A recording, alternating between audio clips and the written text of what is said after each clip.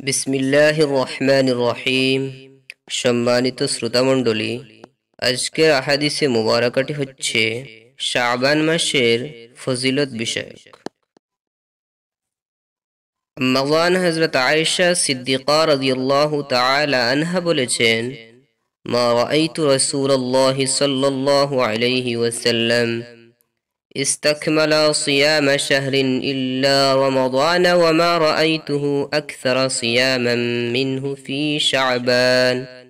অর্থাৎ আমি নবী করিম সাল্লাল্লাহু আলাইহি ওয়াসাল্লামকে রমাদান মাস ছাড়া অন্য কোনো সময়ে পরিপূর্ণ মাস রোজা রাখতে দেখি নাই।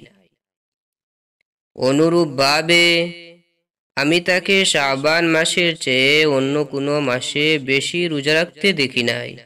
এই হাদিস দ্বারা আমরা উপলব্ধি করতে পারি যে নবী করিম সাল্লাল্লাহু আলাইহি ওয়াসাল্লাম রমাদান মাস পরে বছরে 11টি মাসের মধ্যে যে মাসে সবচেয়ে বেশি রোজা রাখতেন সেটি হলো শাবান মাস। তাই আমরা স্পষ্টভাবে বুঝতে পারলাম যে শাবান মাসে বেশি বেশি রোজা রাখা নবী করিম সাল্লাল্লাহু আলাইহি ওয়াসাল্লামের সুন্নাহ। অর্থাৎ আমরা সবাই দিন তারিখ নির্দিষ্ট না করে শাবান মাসে যথাসম্ভব যে কোনো সময়, যে কোনো দিনে, যে কোনো তারিখে বেশি বেশি করে রোজা রাখবো ইনশাআল্লাহ। আল্লাহ রাব্বুল আলামিন যেন আমাদের সকলকে শাবান মাসে বেশি বেশি করে নবী করিম সাল্লাল্লাহু আলাইহি ওয়াসাল্লামের নির্দেশনা মুআফিক আমল করার তৌফিক দান করেন। আমিন।